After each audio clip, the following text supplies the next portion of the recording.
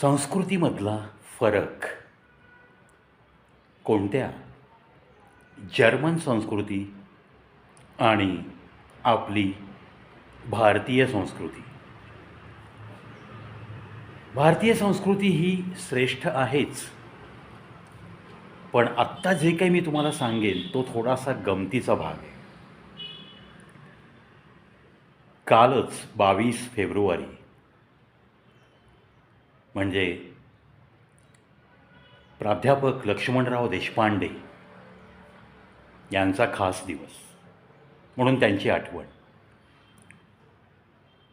आता प्राध्यापक लक्ष्मणराव देशपांडे राहणार संभाजीनगर, पूर्वीचा औरंगाबाद, असं म्हटल्यानंतर ते कशासाठी प्रसिद्ध होते हे मला नाही वाटत की मराठी माणसाला सांगावं लागेल. येस, वऱ्हाड निघालंय लंडनला हा जो एक प्रचंड गाजलेला एकपात्री प्रयोग, तो प्रयोग करणारे हे आपले सर्वांचे लाडके व्यक्तिमत्व प्राध्यापक लक्ष्मणराव देशपांडे. एकदा असेच काही मराठी मंडळींनी जर्मनीला तुमचे कार्यक्रम करायचेत, आम्हाला एक 4-5 शहरात आपण कार्यक्रम करू शकतो, अशा एका ग्रुपचं त्यांना आमंत्रण आलं आणि मग सगळी तयारी सुरू झाली. अगदी वऱ्हाड निघाले लंडनला याच्यामध्ये जसं एका लग्नाची तयारी होते, तसाच हा मराठी माणूस, एक साधा प्राध्यापक, परदेशामध्ये जर्मनीमध्ये कार्यक्रम करण्यासाठी चालला. तेव्हा आपल्या लाडक्या पत्नीला विजयाताईंना, चल तू पण चल बरोबर, आणि अर्थात तिकडचा आग्रह पण होता की नाही तुम्ही दोघांनी यायचं, काय असेल ते तुमचा खर्च आम्ही करतोय. त्यामुळं हा कलाकार मस्तपैकी Sambhajinagar to Mumbai, Mumbai to Germany असा प्रवास करण्याच्या इराद्याने मुंबईमध्ये दाखल झाला.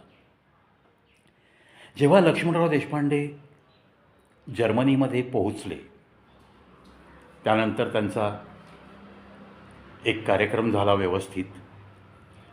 एका शहरातून दुसऱ्या शहरात फ्रँकफर्ट विमानतळावरून त्यांना डोमेस्टिक एअरलाईन्सचं विमान पकडायचं होतं, म्हणून ते फ्रँकफर्ट विमानतळावर दोघंजणं आले, पती पत्नी. आणि मग चेक इन वगैरे करताना त्यांच्या लक्षात आलं की बॅगेत पासपोर्ट सापडत नाही आहे.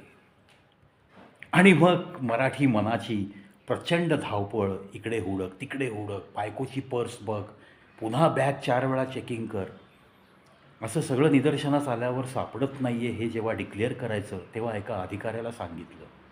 तेव्हा तो अधिकारी अतिशय नम्रतेने, म्हणून मी सुरुवात केली की जर्मन संस्कृती आणि भारतीय, अतिशय नम्रतेने तो बोलला की काही हरकत नाही, तुम्ही जाऊ तर शकणार नाही आहेत, पण एक फॉर्म आहे आमच्याकडं, आमच्या एअरपोर्टचा तो नियम आहे, आमच्या देशाचा नियम आहे, तो फॉर्म तुम्ही व्यवस्थित भरा, आणि जर फॉर्ममध्ये तुम्ही भरून दिलेली माहिती चुकीची निघाली किंवा त्या फॉर्ममध्ये तुम्ही स्वतःची दिलेली आयडेंटिटी ती बोगस निघाली तर मात्र तुम्हाला शिक्षा होऊ शकते.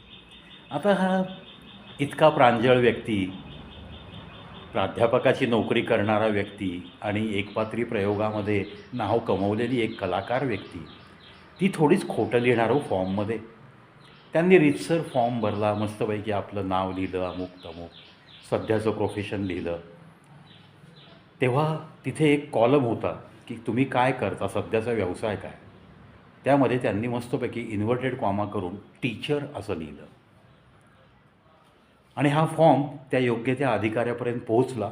तसा तो अधिकारी ताडकन खुर्चीतनं उठला, आपल्या काचेच्या चेंबरमधून तो बाहेर आला आणि आपल्या प्राध्यापक लक्ष्मणराव देशपांडे यांना मोठ्या अदबीने म्हणाला की अरे, तुम्ही शिक्षक आहात आणि हे आम्हाला माहीत नव्हतं, त्यामुळं आमच्याकडून तुम्हाला खूप मोठा त्रास झाला, कारण आम्ही जर्मन लोक फक्त 2 गोष्टी प्रचंड प्रमाणात मानतो. एक म्हणजे आम्ही आमच्या देवाला मानतो, आणि दुसरं म्हणजे शिक्षक, गुरुजनांना आम्ही त्याच ठिकाणी सन्मान देतो.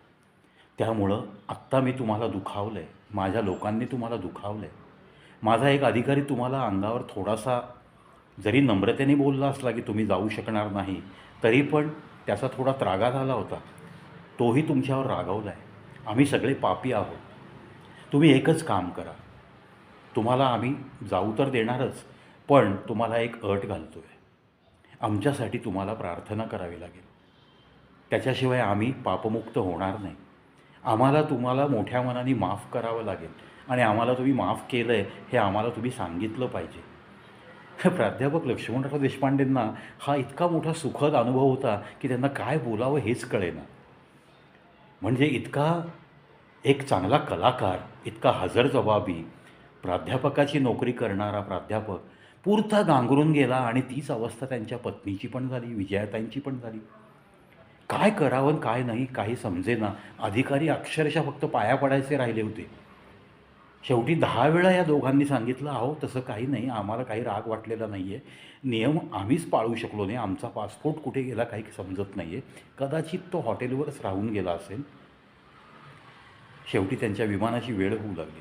त्यांनी सांगितलं 10 वेळा की येस, आम्ही तुम्हाला एक्सक्यूज केलेलं आहे, माफ केलेलं आहे, त्यामुळे तुम्ही मनातनं हे सगळं काढून टाका, तुम्हाला कोणतंही पाप लागणार नाही, तुमचा देव तुम्हाला पापमुक्त नक्की करेल. अशा पद्धतीचे वक्तव्य आपल्या प्राध्यापक लक्ष्मणराव देशपांडेंना विमानात बसण्याच्या आधी करावं लागलं. तेव्हाच ते त्या विमानाच्या त्या रांगेत जाऊ शकले. यथोचितरित्या जर्मनीतले प्रोग्राम झाले. जितके म्हणून ठरले होते त्या त्या शहरामध्ये प्राध्यापक लक्ष्मणराव देशपांडे यांनी वऱ्हाड निघाले लंडनलाचे बहारदार प्रोग्राम केले. आणि मग सुंदर आपल्याला वागणूक मिळाली. या आनंदात त्यांचं विमान पुन्हा एकदा आपल्या आपल्या मातीकडे, आपल्या देशात त्यांचं आगमन झालं.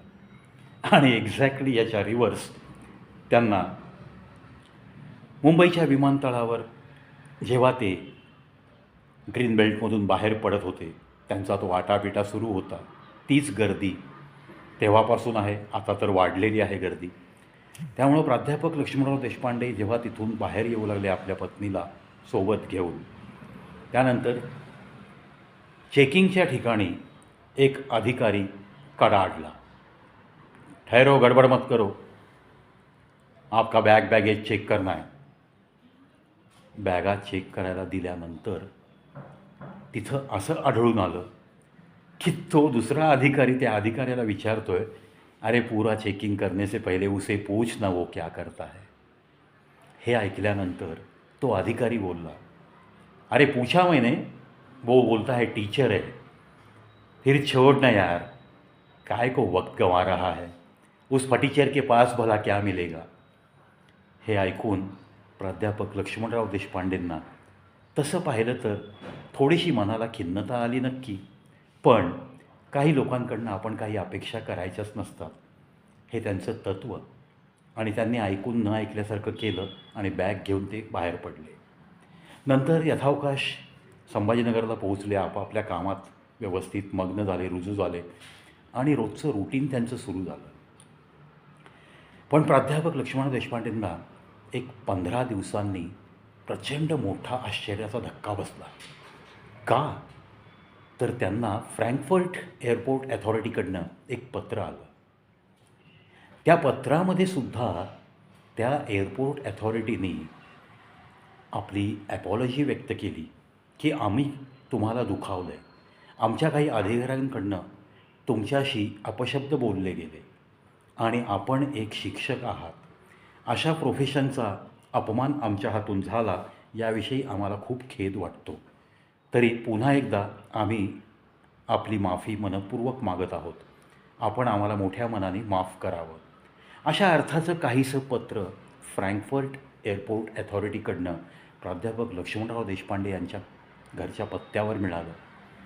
असा हा सुखद धक्का बघितला की त्यांच्या मनातही हाच विचार आला, कुठे ही जर्मन संस्कृती आणि कुठे आपली भारताच्या मुंबईच्या एअरपोर्टवर आपल्याला दिसलेली ही भारतीय संस्कृती, अशी काही वांडगुळं आपल्या इथं आहेत आणि त्यांना कोणाशी कसं बोलावं, आपल्या अधिकारांचा वापर आपण कशा विनम्रतेने करू शकतो, अंगामध्ये विनयशीलता कशी आपल्याला ठेवता येऊ शकते, याचं काहीही ज्ञान नसलेली माणसं अशा असंख्य पदावर विराजमान आहेत.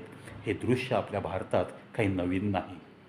याची जाणीव या एका महान कलाकाराला ते पत्र वाचताना वेळोवेळी झाली आणि त्याच्या मनातनं मनोमन त्या पुन्हा अधिकाऱ्यांना, सगळ्यांना जर्मन अधिकाऱ्यांना त्यांनी माफ केलं म्हणून त्यांनी हात जोडले, देवापुढं प्रार्थना केली, हे भगवंता त्या अधिकाऱ्यांच्या मनातला हा क्लेश निघून जाऊ दे. त्यांनी कोणतंही पाप केलं नाही. अजाणतेपणाने ते त्यांची ड्युटी करत असताना त्यांना माहीत नव्हतं मी टीचर आहे आणि म्हणून त्यांनी फक्त त्यांची ड्युटी केली आहे. कुठल्याही पद्धतीचं त्यांनी पाप केलं नाही आहे, अशी आपल्या देशपांडे सरांनीसुद्धा 10 वेळा आपल्या देवापुढं प्रार्थना केली आणि मग तो विषय त्यांच्या मनातनं संपला. परंतु ते फ्रँकफर्ट विमानतळावरून आलेलं पत्र कितीतरी वर्ष त्यांच्या फाईलला, कदाचित आज ते गेल्यानंतरसुद्धा कुठेतरी त्यांच्या घरात ते पत्र नक्की सापडेल. चला, वऱ्हाड निघाले लंडनला. आता एक नवीन कलाकार सादर करतो आहे, संदीपजी. चांगलं करत आहेत. त्यामुळं ज्या लोकांनी, आजच्या जनरेशननी पूर्वी प्राध्यापक लक्ष्मणराव देशपांडेंना जे पाहू शकले नाहीत, त्यांची ही एकपात्री नाटिका ज्यांनी अनुभवली नाही आहे, तो आनंद ज्यांना मिळाला नाही आहे, त्यांनी आत्ताच्या कलाकाराला प्रोत्साहित करायला काहीच हरकत नाही. नक्की पहा. अतिशय सुंदर असं ते एकपात्री नाटक आहे. वऱ्हाड निघाले लंडनला. चला, आजचा हा प्राध्यापक लक्ष्मणराव देशपांडे यांचा किस्सा सहज आठवला आणि त्यांचा 22 फेब्रुवारी हा एक खास दिवस आणि त्यानिमित्ताने आज 23 फेब्रुवारीला तुमच्या मनापर्यंत अशा काही त्यांच्याविषयीचं मनात असलेलं प्रेम व्यक्त करण्याचा एक चान्स, एक संधी म्हणूनच हा व्हिडिओ बनवला आहे.